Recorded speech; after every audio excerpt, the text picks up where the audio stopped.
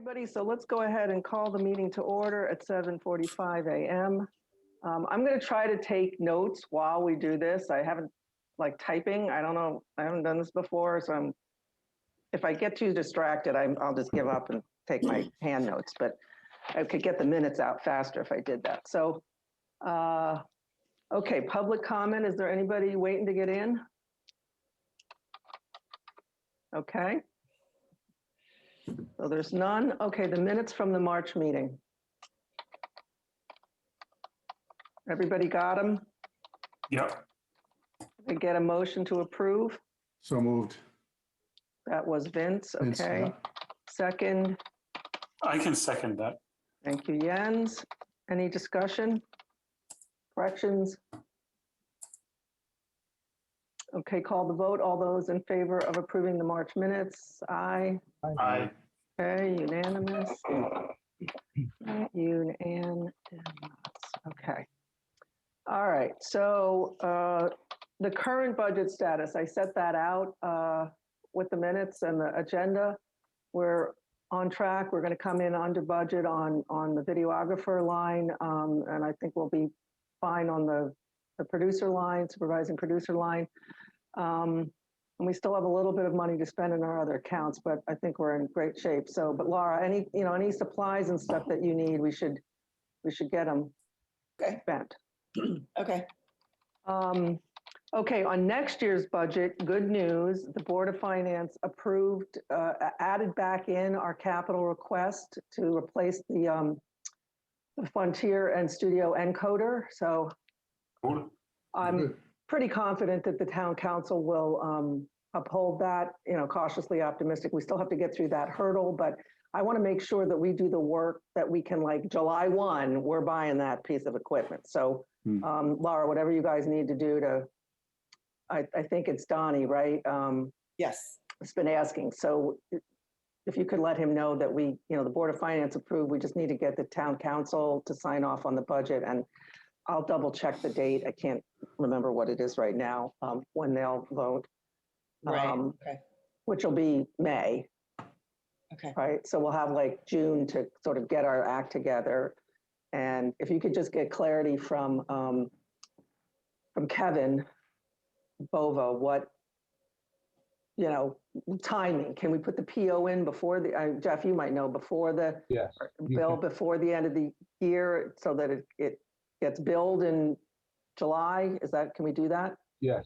Yes. Sweet. Okay. Typically, it's 3 weeks before the end of the year. Okay, so then work that out, Laura. Well, we'll have a chance to talk about it again. I just want to make sure we get that piece of equipment And this is the one, in-house. yeah, this is the one that we need to bid out, correct? Am I correct? It's the 11,800. Okay, so that needs to go out to bid. Okay. And then Jeff, we can discuss who else to send that to, so we have those. Yes. Yep. Okay. HB, yeah, we got a few. Yep. Okay. This is different from the Board of Ed system, right? Yes. Okay, This is the one that goes in the TCTV studio. correct. Okay.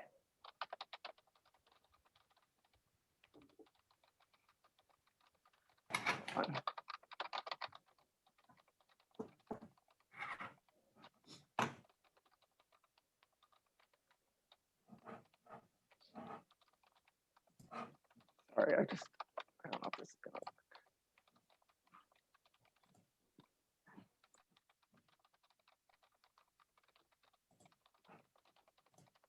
Okay, programming. So any other questions about the next year's budget?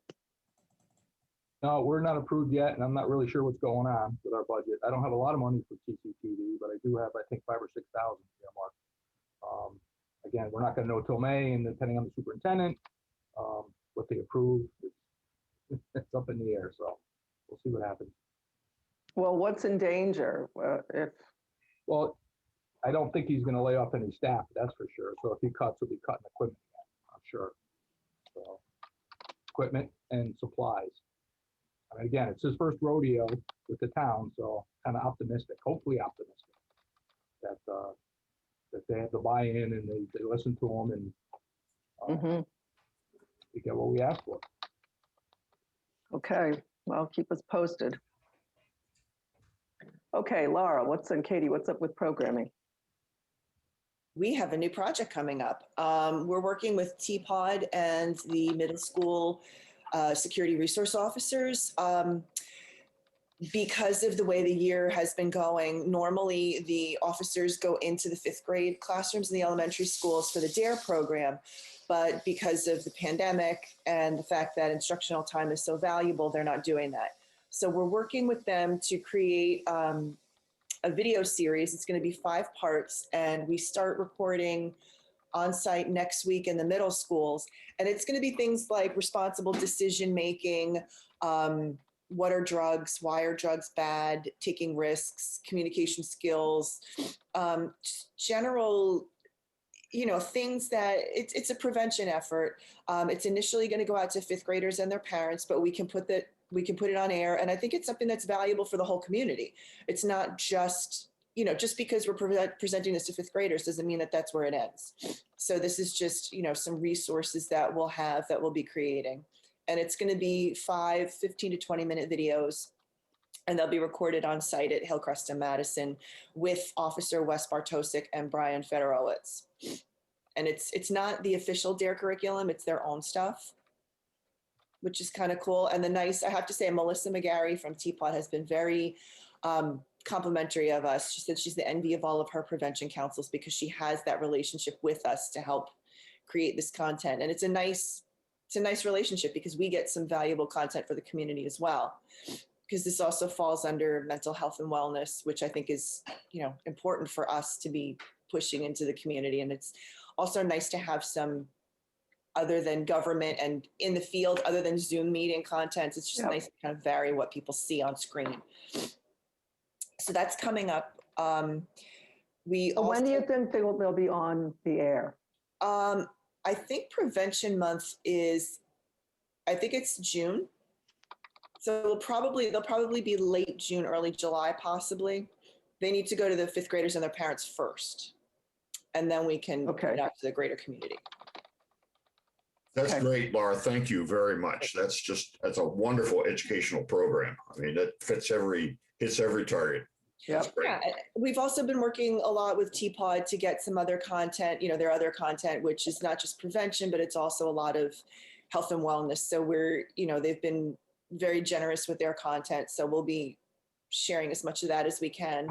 The Senior Center has been great about sharing content. They've been working with a historian who's an expert on China. So there's been a multi-part series on, which is actually really interesting, about their history and their economic ascendancy.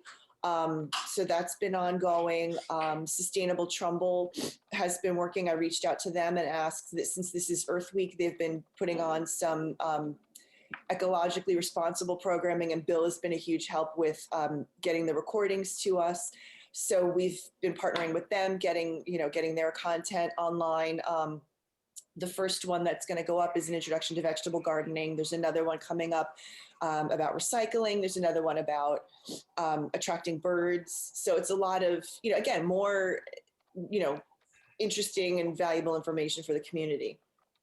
And then the final thing that not final, but another big thing that we're working on is graduation for Trumbull High. They have a date. It's going to be June 17th, I believe. Yep. But they haven't decided yet, because it's all contingent on what Governor Lamont decides is acceptable, is whether it's going to be a full traditional graduation or if they're going to do, 3 graduations, 1 for each house. But we are going to provide the live streaming and the video recording for that. And we've been working with Todd Manuel. And so that's where we are with that. The high school's going to handle the audio portion. We're going to use our Sling Studio and do a multi-camera. And Todd and I were brainstorming in a conversation, and he actually purchased some GoPros for, I think it was a science class. So we talked about actually getting a couple of the graduating seniors to hook them up with GoPros to get their footage as well, just to kind of, just to mix it up. Man in the field. Yeah. Yeah. Make it fun. So, strap it on somebody's mortarboard. So yeah, that's where we're at. He's going to talk to Nick Dodonna and see if any of his students would be interested in, if any of the seniors are interested in wearing a GoPro, or if any of the underclassmen are interested in helping out. But that's, you know, that's where we're at with programming. Katie and I are keeping busy and having fun. We're looking forward to doing some of the in the field productions. We're also recording some sports stuff, and it's, again, videographer availability. We haven't reached out to the other schools just because, you know, because of the pandemic, our videographer staff and then just life in general has shrunken. So we're going to need to rebuild that once. And I think once next year starts, you know, hopefully it's back closer to normal where we can work with Nick Dodonna, who's the technology education teacher. He teaches the video production courses. So we can get some of the kids interested in helping us record events. The problem that I'm coming up against is I've talked to friends who have kids who are interested is that, and we could, you know, we could work with this, but again, I just think it's the content, you know, they want to like make movies and exciting pieces.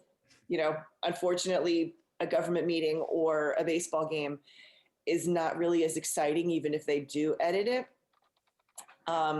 So that's just one of the hurdles that we have to overcome. I mean, my whole thing is like, look, you're getting paid. You're getting paid to go watch a baseball game with a camera. Like, you can't really beat that. So we're just gonna have to work on that. And What about this new guy, Chris O'Shea or Chris Shea? O'Shea? Is that Yeah, his name? he has his own production company, so and he specializes in recording like high school sports. So unfortunately, he's like very In demand. professional, but he's very in demand during the spring season. So it's like after school time is like his prime time. So Okay. All right, so that's something we definitely are going to need to focus on in the future is rebuilding our videographer team. yes. Okay, what else we got on programming? The other big thing that's coming up is election programming. But again, there's not, as far as Katie and I are concerned, you know, we can start thinking about it, but in terms of staffing and, you know, I can reach out to Katie Boland, but in terms of getting the students involved, we can't really do anything until next year starts. Yep. The good news though, is that when Katie and I were going through the equipment closet, she found part of a desk, which we could possibly put together and make like a nice big anchor desk. So over the summer, we want to go through that storage closet that Jeff, thank you, cleaned out. It's like the museum of ancient video equipment. I mean, boxes and boxes of micro DVDs and our digital videotapes and VHS players and slide projectors and stuff. But we want to put the equipment in there. So that's all centralized and it gives us more room in the studio. And then try to get that desk into, you know, if we could build something on our own. Yeah, since we didn't get to keep that money in the budget, so. Right. But So we could, but if you just needed some supplies, we could probably squeeze it into one of our other expense lines, so. yeah, I mean, that would probably be like office supplies or something. So we'll Right. see, you know, Katie and I put our heads together and we'll figure out. All the office supplies we buy at Home Depot, right? Totally. Contact paper is an office supply. Paint and sandpaper are office supplies. You would not believe what we took out of that closet. Jen will appreciate this. We found a 2-port amplifier tube. Remember testing the tube in the pharmacies? Yeah. So yeah, we found everything in there. The only thing we didn't find is any dead animals, which is a good thing, Laura. But we recycled a lot of that stuff. Did it smell like it had dead animals in there? Well, with the couch in there, I'm not really sure, but that's gone too. Yeah, good. Thank you. We did not want to use that couch for guests. Ew. Yeah. All right, so now we have storage room and we found some things we might be able to use. Great. Cool. Okay, so anything else on programming? Questions? Ideas? Okay. All right, down to technical. So the Frontier encoder status of Board of Finance restored to capital budget. Same thing for the studio. So Laura and Katie, are you talking to Don about this? Getting Yes. replacements and quotes? Okay. The replacement for the Frontier encoder is part of that encoder replacement in the TCTV studio. It'll be one integrated unit rather than two discrete pieces. Okay, great. And they can be, what I was told is that if anything goes down, we can troubleshoot it remotely, which is huge. Okay, so streaming capability. What I was looking at from the minutes from the last meeting is that there's the ISP permission at Trumbull High. That's what we're going to need. Katie, is that right? Or Laura? I think Jens had brought that up. Jens, you had mentioned something about streaming. That's if we constantly stream, that you probably violate your agreement with your service provider if you stream 24/7. But I think, I mean, technically it should be on demand anyway. There's no point in streaming if nobody's watching. So it'll be better when people call in that you then start streaming. But generally speaking, the contracts I've seen don't allow you to, be a public broadcaster. You have to go to the cloud and get somebody to do that for you. That was my comment. So generally, ISP contracts don't allow 24/7 live streaming. Well, let's say I set up a website on my machine here at home, and I set up my router to Spectrum to accept incoming connections. They would shut me down immediately once the data usage got above a certain level. Okay, But so that was a true statement. They don't generally allow that, right? Correct, but then again, mine isn't a business account, so I'm not sure what our situation is, but I think it's something we need to look into, just to be on the safe side. So if they generally don't allow it, we need to think about whether streaming the channel 24/7 is actually a realistic goal. Is that what we're saying? Or something we should even be trying to do? Well, the whole notion of streaming without demand, we all of us do video on demand. If you want to see something on Netflix, it's video on demand. Netflix aren't streaming all their movies all the time, right? So it's like a request and reply kind of scenario where if you have somebody who wants to see what's on the station, you would open a connection to them and then you would provide them with a fee. But if nobody is out there, say 3:00 in the morning, we're not streaming anything. That would be the goal. Okay. I'm just trying to think of how to say that. I think it's an on-demand. We're in an on-demand world, and if there's demand, we'll stream it. If there's no demand, we won't stream it. But how do you know if there's demand beforehand, or is it just always available? Well, it would always be available, but it wouldn't be streaming. I mean, look at all the other services like YouTube, for instance. If you want to see a cooking video. Well, here's what I'm getting at, Jens. What about when there's an actual meeting going on and it's happening live? Mm-hmm. That's an on-demand. 200 citizens will connect to the station and they'll get a live feed. But if there's no meeting going on and nobody's, if we don't have a live activity like a meeting, Mm-hmm. we're not going to be broadcasting. I mean, it really is on demand.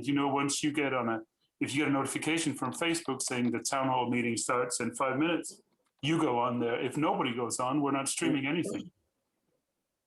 And then that wouldn't violate the ISP contract. Because the live feed is going through Facebook, it's not going over the station. Yeah, it's Facebook's bandwidth we're using. Bill's shaking his head going, nope. No? Bill, Not help me. necessarily. I'm trying to figure out how to even write this up. Because Like, what can and can't we do, and what would we want or not want to do? I just want to make sure that are they two different things? Bill, what was your? No, I was going to say that yes, you're hitting Facebook, and I guess it depends on where the meeting's being streamed from or where the connection is originating from.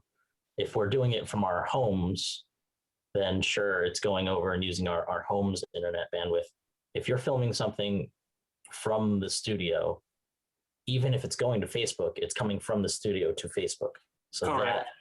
that Correct, but you only have that one connection. It's not as if all the viewers connect to you; they connect to Facebook. So, a single stream, anybody can live stream from their phone or from their desktop. That's a good point.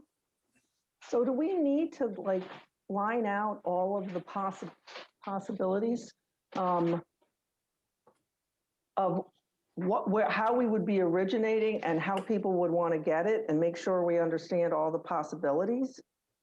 Because it seems like there's two sides to this. Like, where's the signal coming from, and then who's trying to get it, and by what means? I think you're looking at it in a traditional way, Kate. That's probably true. Because the requirements are, what are the requirements? That you can dial into, you can go to Trumbull TV, and you could pick what you want to watch. Some of it is pre-recorded, some of it is archived, some of it is meetings from 2 years ago that is obviously not live, but anyone can go to our site, which is hosted somewhere, I'm not sure where, but that site can share with video, or we redirect traffic to another site, host the videos for us. Laura knows more, and Kate knows more about that. Katie knows more about it. So if the requirements are that on a cable system, you would be broadcasting 24/7 because you would never know when anyone would turn in. When you're live streaming, every single live stream starts with a connection request from a viewer, and you honor that connection request and you start streaming. But if there are no viewers, you're not streaming. If there are 100 users, you have 100 streams going. Not from our studio, but from Facebook or wherever we host this. So Jens, you're saying that it makes more sense for us to live streaming as it is now to Facebook, maybe to YouTube, to reach people who don't use Facebook. But it doesn't make sense for us.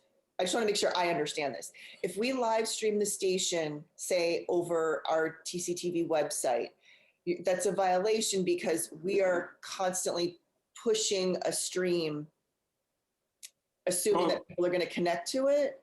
No, but who's hosting if I go in and I want to watch a BOE meeting from 2 years ago, who's hosting that video? It's on our VOD server. So it's, you're going through the VOD server, but if we're live streaming the channel, you're saying that that's a violation. Like, so if people want to watch what's just forget what I said. If I set up a streaming service from my house, I would immediately be shut down. I have no idea what the contract is on the TCTVs. But the fact is that with the internet, you can't just stream. You have to somebody has to ask you to stream. So if nobody's asking you to stream, you're not doing it, right? You have a connection request that comes in from a viewer, and then you go and find the data that they need. But what I'm saying is, do we have to do anything else to give people access? That's what I want to know. I don't think so. Right now, the station, the station's available only through cable television. What's being, we're on cable, on Charter and on Frontier, on Spectrum and on Frontier Vantage, we're providing scheduled content, right? That's only available through those channels. Mm-hmm. But the software provider, Tightrope Media, is saying there's a way that we can provide, that we can let people watch that on our website. And you're saying that doing that is a violation. I just want to make sure. No. Just forget I said it. If I do it from my $29.95 plan that I have with the Charter, I can't do it. I have no idea what the business plan is that we have with whoever. So. So our ISP, who is whoever? I don't know. Jeff, I don't know. It would be the Board of Ed, it would be whoever the Board of Ed is using, because, correct?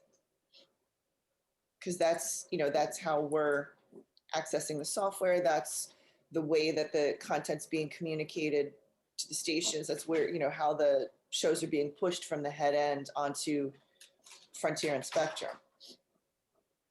So to me, there's sort of two different concepts here, and we're trying to bridge the gap between the way people have been used to seeing programming when the channel decides to put it on the air at 8 o'clock or 9 o'clock or 10 o'clock, and the essential video on demand world where we live now on Hulu and Netflix and Amazon and HBO Max, right? Where you can just pick what you want to watch when you want to watch it.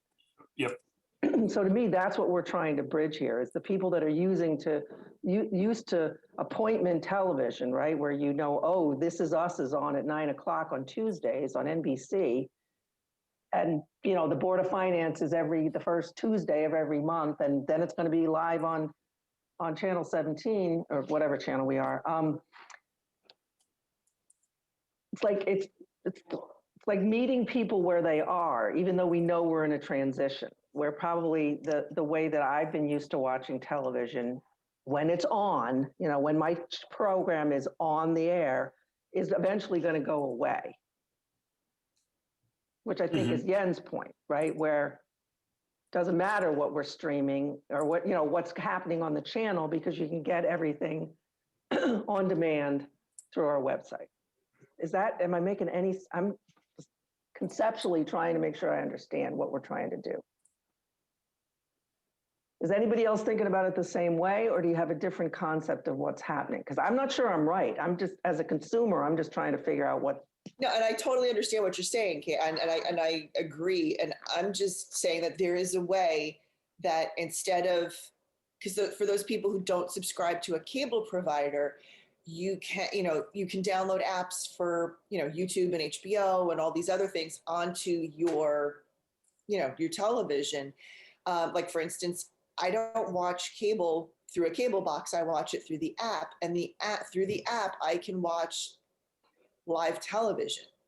So that's what I'm saying. Like, do we, is providing TCTV's programming through a channel or through the website that violation that you're talking about? Yeah, and is that just forget it, okay, please. Is that something that we should pursue? Live broadcasting what's going out over cable onto an app, is that something that we should pursue? I think that's the question.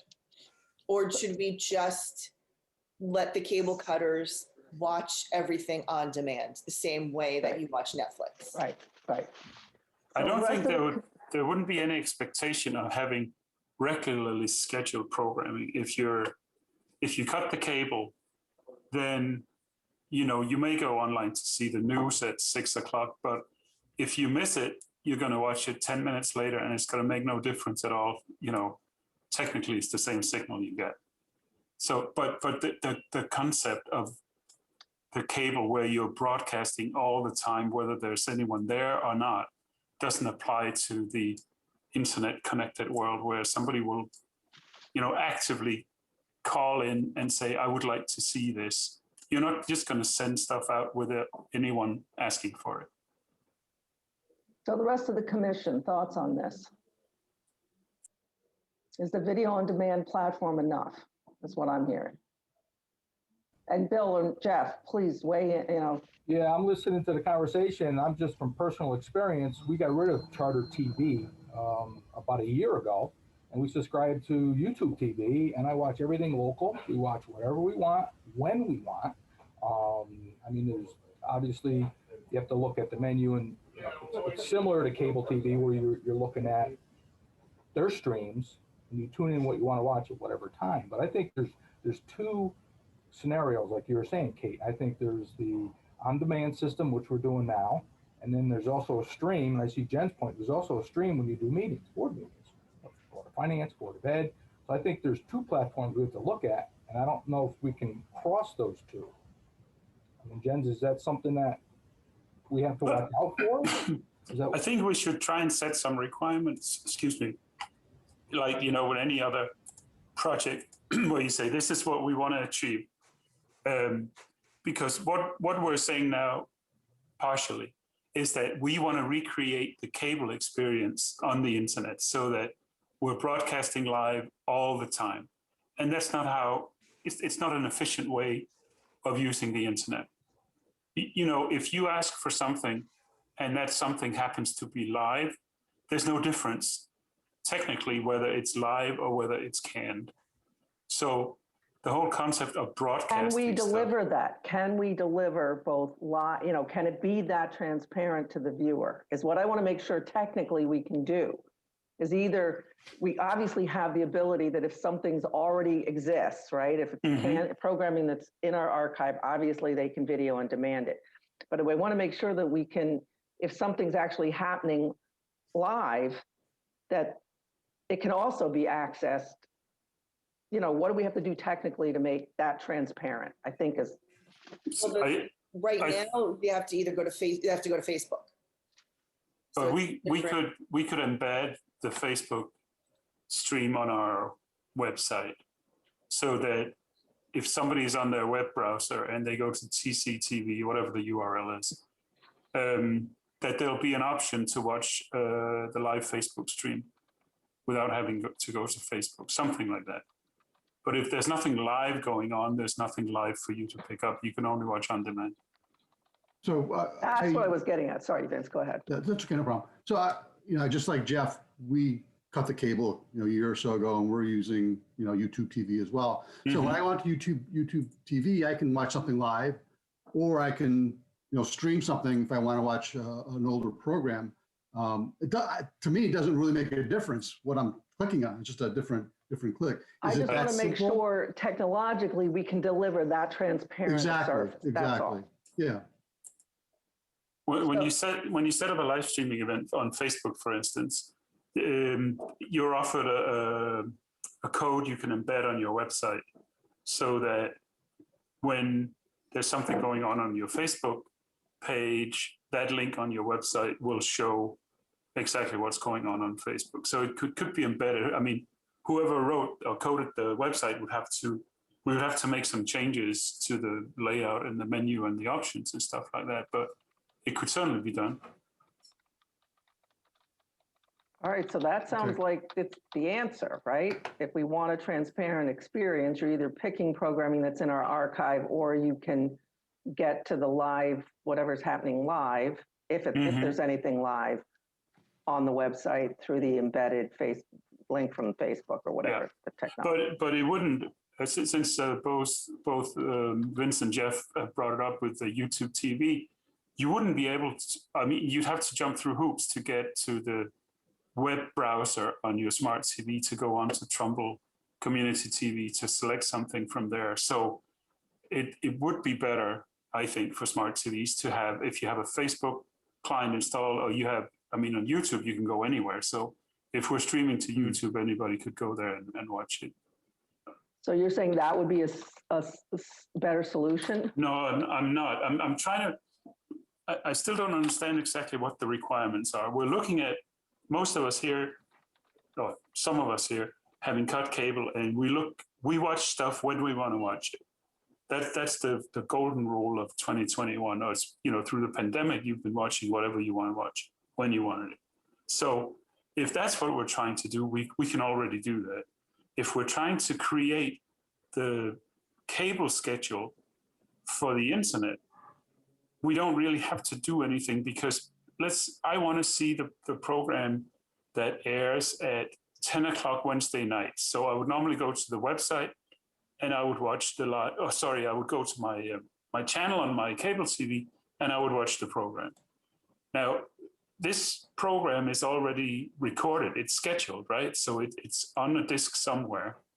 And so instead of going to the cable at 8 o'clock at night and waiting for this thing to come up, I will synchronize my watch and I'll go to the website exactly at 10 o'clock or 8 o'clock, and I'll start the same show. So whether it's 7:59 or 8:01 or whatever, if you want to have some organized activities in your life, you can still watch it at 8 o'clock. It just doesn't, if you're not showing up to watch it, it won't be sent. I guess I'm just going back to what else do we need to do from a technical standpoint to make the ability to watch anything that's live? Because the archive stuff, we have a mechanism, right? The video on demand. It's the watching stuff live that we want to make as transparent and as easy as possible. Right. So to me, what I've heard is the two options are we embed our Facebook stream on the website, which we have to do some website, management or look at the coding or whatever, or we have a YouTube channel. Just you would have to find out what people with smart TVs use. I mean, would it be a Facebook feed, a YouTube feed? YouTube is ubiquitous on smart TVs. You watch absolutely everything on YouTube. Or do we do both? We could easily do both. Okay, so to me, that seems to be the answer, right? Like, how do we meet people where they are? That's what I'm trying to get to. So I'm going back to requirements. I'm still not sure what it is we're trying to. I mean, I don't understand why we would create or recreate the cable environment on the I don't internet. think we're talking about doing that. I think we shifted to, okay, just how do we get people programming, whether it's live or already. I don't think we're talking now about streaming the channel live 24/7. Okay, good. That's fine as long as we agree on that. Is everybody on the same page there? Okay, so we need to look at embedding the Facebook stream on our website and a YouTube channel. So how are we going to do that? We already have a YouTube channel where we've been uploading all of the government meetings, which we used when the VOD driver was down. So we have that, and a lot of people already know, because we were promoting that, excuse me, to go to that channel. And just as a for instance, on YouTube, what I do a lot of yoga videos, and I subscribe to the channel. So when I log in on my smart TV, I log in, I go to my subscriptions, find that channel, and then I go to the video. I'm not sure how it works with a live event, but that would be the same. I mean, it would be on your channel, and you could set the meeting up in advance. So you could schedule a meeting for Friday night at 8 o'clock, and there would be a timer counting down, etc. Oh, for the viewer. Yep. Okay, great. So that's, I mean, I guess it would be almost the same as going to Netflix to load a movie, except you're going to YouTube to load that event. So the good thing about YouTube is that every single smart TV has an app for it. So you could select favorites, click the heart, and then it'll be in your favorites folder, and you just go on there. Do we have any data about the penetration of smart TVs? I know that buying TVs today, what you say is absolutely right, but I suspect we got a lot of viewers that have older TVs. Playing from desktop Q66S4. Did I lose? Can you hear me? I lost some audio there. Yep, we can hear you. Okay. But you could also do this from a computer, not just smart TV. Oh yeah. Right. Yeah. Or a Roku, or you can get YouTube on any smart TV. streaming device if it's an older TV, as long as it has the inputs. And then I would presume that if you have an older TV that's not necessarily smart and can't use the streaming device, I would presume that those are the people who are watching us on cable anyway. I guess the argument could be made that those that have the older TVs should subscribe to cable. I think that most of them are. They probably do. Or they could watch on their computer if they. Right. So it's just how do we bridge the two worlds and make sure that I think the argument would be, okay, we're the programming is there on the channel 24/7, like it always has been. And for those of us that have cut the cord, there's also via the website and our YouTube channel, the ability to watch both archive programming and live stuff. That's it. All right, sweet. Okay, so then this whole non-cable platform options, I think I think the thing we were focused on from the last meeting was creating a mobile app. I don't recall that. An app that, We said it was an opportunity to work with Trumbull High computer science teacher to see if we can get a student to write a mobile app for us. that was election coverage. Oh, for the yeah. election coverage, you are Yeah. right. Yeah.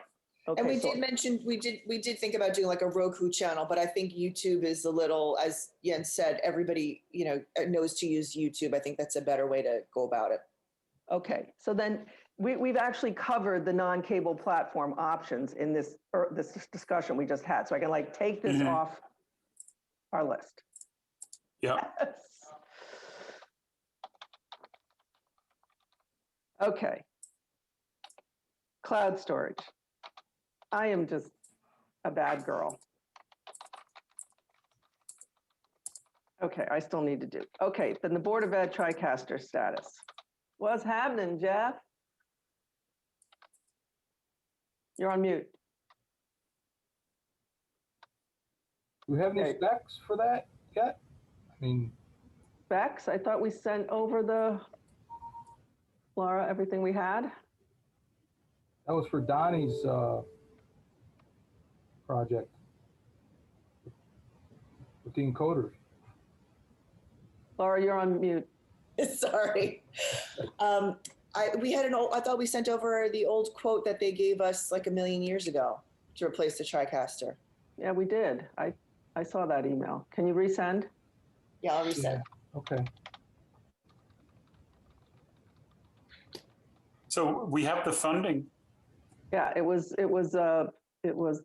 bonded in last year's budget. So for the Board of Ed, so it's out from us.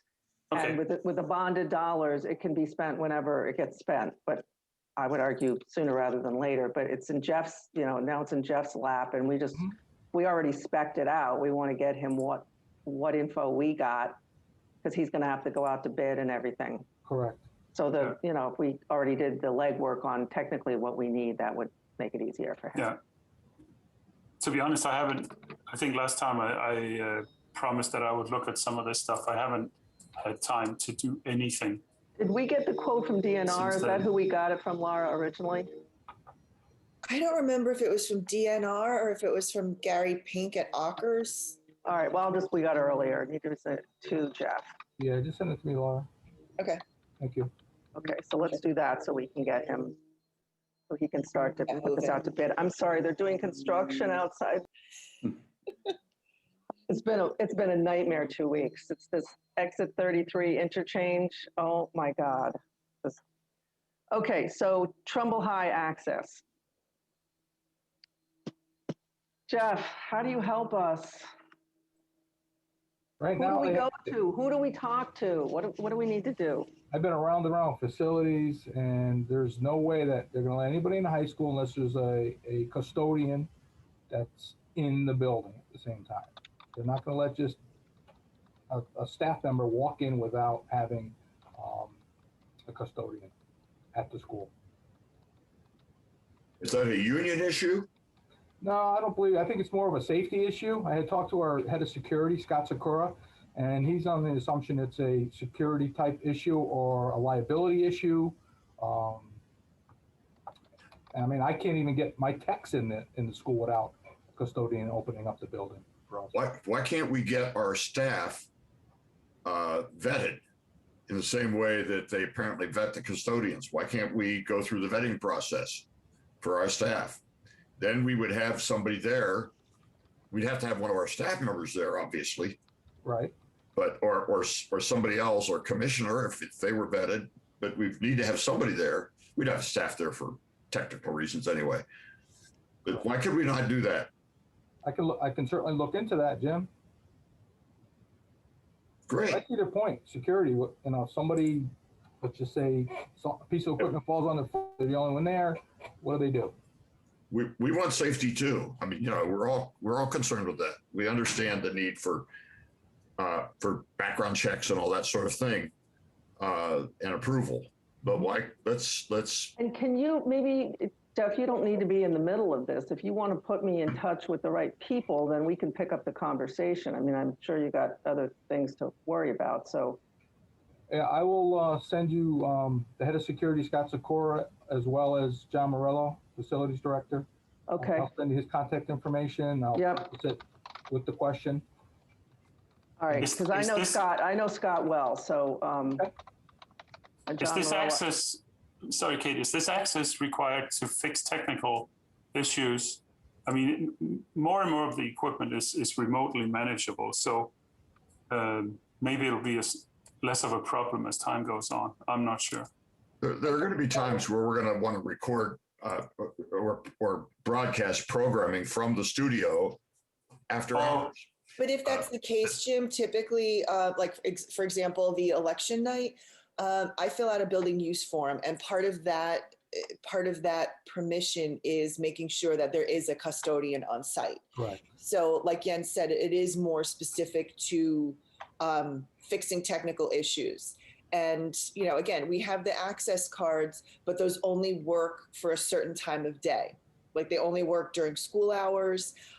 They only work, and they till what is it, Jeff? I forget. It's like 7:30 till like 4 o'clock. So if I have to go in on like there've been times where, for whatever reason, Katie and I would edit something, and then we need to get in the building to do something, and had to get in at 6, and it was the night before a holiday, I'd be out of luck. Well, that's a different issue then, because the custodians are there. So right, the custodians there, I can get in. I mean, there've been many times that I've taken advantage of, the fact that one of my sons. Yeah, but I just thought you said you can't get in with your card. Right. There are certain times when my card does not work. But there is a custodian there from 6 a.m. to 11 p.m.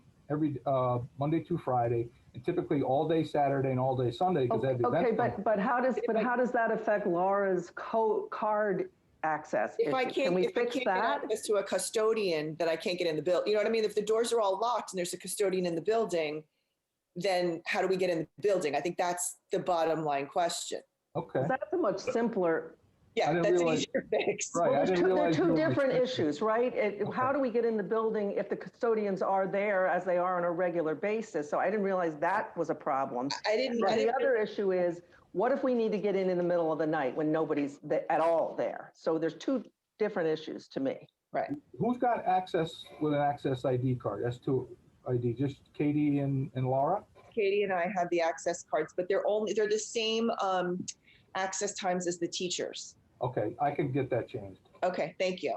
Because I mean, again, that's the whole, that's basically the bottom line. If there's a custodian in the building from 6 a.m. till 11 p.m., and our cards would let us in, that would be really helpful. And, if you could let us know if we need to text somebody and just say, hey, I'm running in, or I was here, if you want us to do that, just let us know and let us know who we need to contact. Okay. Thank you. Yep. Thanks. So it's just changing a setting on their cards in some. Yeah, it's just database? a schedule, just a schedule change. Yeah. Yep. Okay.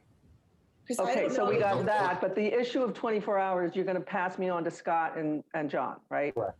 Okay. And awesome. I don't know that we've ever, historically, I don't know that we've ever needed 24-hour access per se. There have been times that we needed to get in over a vacation. So that's the same thing. All right. Yeah. So if I can talk to Scott and John, maybe we can figure out some way to do that.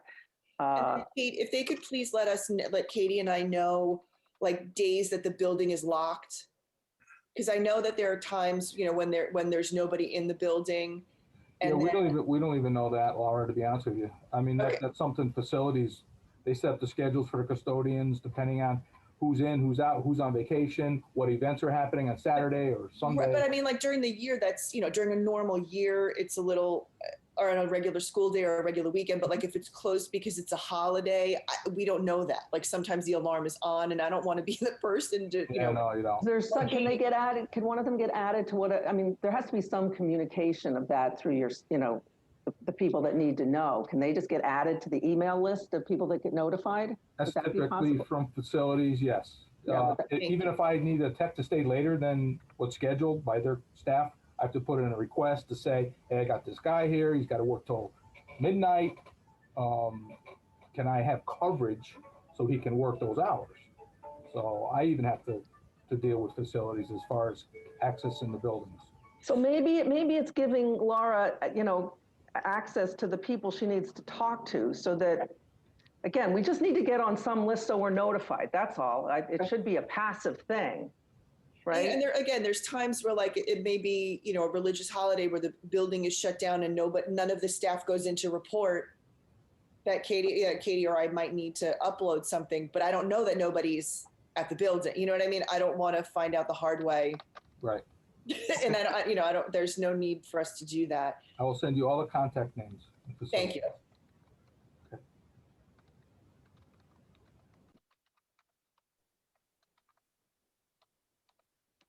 Okay. Okay. I feel like we actually got something done here. This is awesome. Okay, good. Thanks, Jeff. I'm so glad you're on this call. This definitely helped clarify a few things that I definitely did not understand before. So awesome. Okay, anything else on Trumbull High Access? Any other time that we can think of that we need to get in the building? All right, anything, let's move on to marketing and PR. Anything going on there? Nope. Okay. But not that I'm aware of, Laura. You aware of anything there with marketing and PR? Nope. No, not that I'm aware of. I mean, like I said, we've just been, PR as far as working with other departments in town. So. Okay, and then on the THS connection, we're working on the THS graduation. And then we're still gonna, this is where I'm gonna put the work with computer software. I'm gonna move this so I don't miss this again. Computer software teacher to develop mobile app for election night. Yep. In the fall. Okay. That's only 4 districts, right? Or is it the new 7 district? I don't know. Okay, never mind. Okay, government relations. First, Laura, are you going to need Wi-Fi out in the football field? Because I guess they're going to do 3 separate graduations. Are they still talking about the 3? Okay. Yeah. So we should test that to make sure your equipment will connect to her. Yes, in the fall, we did use the athletics network. We Okay, have, unless excellent. the password's changed, we'll need the new password. But we did a 2-camera shoot for the senior recognition at football in the fall. So we know that worked there. Okay, let me know when you want to test that. I'll make sure. Okay, great, thank you. Okay, government relations. Nothing new to report? How about industry relations? Okay, anything we haven't talked about?